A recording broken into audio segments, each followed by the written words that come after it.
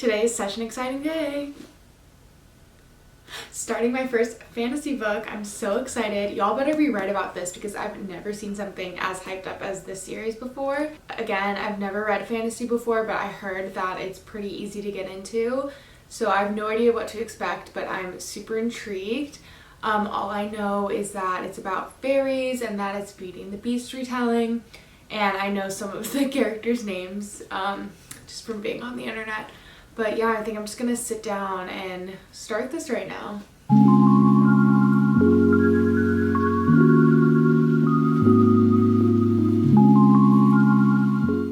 Okay, so I am on page 139. I'm on chapter 16.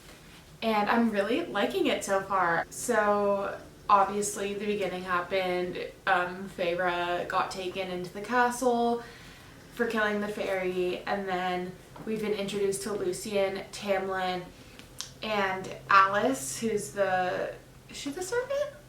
Or something? She works for the castle. I think the hardest thing for me to follow so far is the different species. Like in the last chapter, we were introduced to the Suriel and the Naga, so that I'm just like kind of a little confused with what they're supposed to look like. But I mean, that's not that big of a deal. It's I'm really enjoying it so far. The writing is amazing. I was not expecting this. I don't know why, like just some book talk books, because this is so popular, I was expecting it to be like Colleen Hoover writing, but I was blown away immediately. It's like really good. Like it took me, because I was just reading Harry Potter and then this is way more advanced, so it took me like a little while to adjust to this.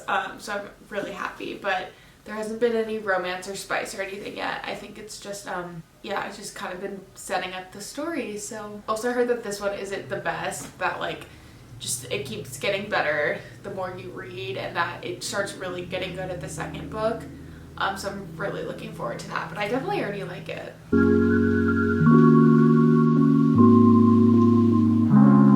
Okay, so I just read the part where Feyre went to that ceremony. I don't even remember what it was called, and she wasn't supposed to go, and then Lucian like smelled her there and grabbed her and took her back, but in it it's like he put her over his shoulder or something, and then it was like he ran so fast, like faster than a human ever could, and it just made me think of Twilight when Edward's carrying Belle on his back and he's running super fast. It's like the funniest thing ever.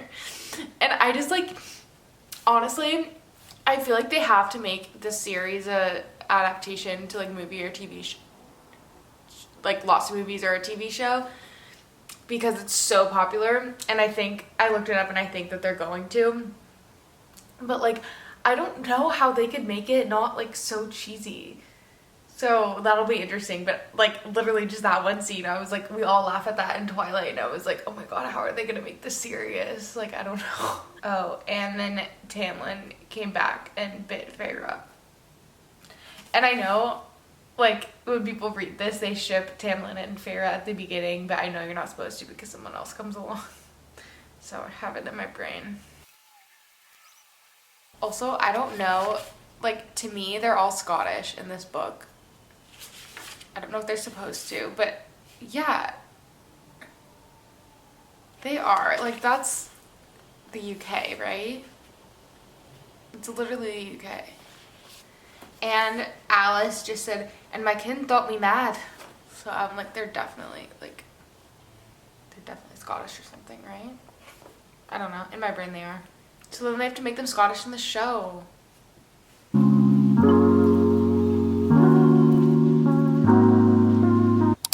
Hey guys, so I'm on page 278, and I swear to God, like 20 to 30 pages ago, I was like, oh, I'm not obsessed with this. I didn't dislike it, I just didn't love it. But now, Feyre, silly girl, she just went back to the castle, like went back into the danger zone. And I was like, oh, girl, no. Now it's getting really good. She just discovered it's all destroyed, like it's been ransacked. And she just met up with Alice, and Alice is telling her all the information about what happened. Okay, I'm almost done with this. This girl, the fact that she goes back to the most dangerous place in all of Prythian for a man, Does it seem worth it? Not to me. I don't think it seems worth it. But she just goes to the most dangerous ferry in the whole world alone and with no plan. Now she's facing adversities. Wonder why? I can't. She's going through the trials right now. I literally only have like 20-30 pages left. Wonder if she'll get out of there. I don't know. But I'm definitely gonna read the next book, but I think I'm gonna read one in between, like a quick thriller, just to do something really fast. I don't know. The next book is really long. It's taken me so long to read this, and I don't know why. I think I'm just like really busy with holiday stuff. Also, isn't this sweater cute? I got it for Christmas. It's from Zara.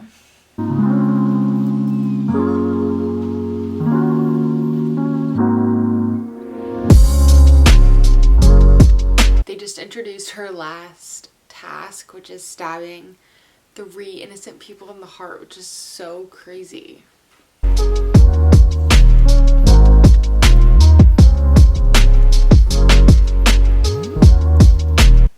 She did it.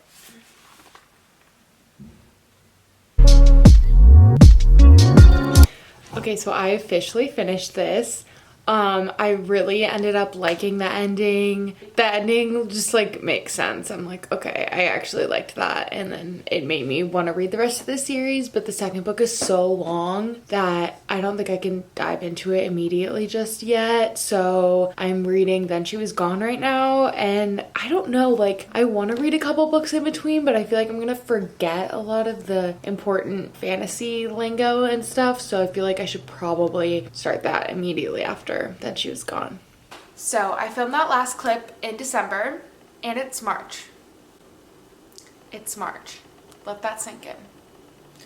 I took the break that I needed to, read a couple other books, and now I'm diving back in. I'm 32 pages in, and I'm actually really enjoying it and really captivated. I'm gonna try to finish this before my trip because I don't want to bring this giant hunk of a thing on my vacation. So I have like 3 weeks to finish this, which I think I can do. So I'm just gonna sit here and read for a little bit.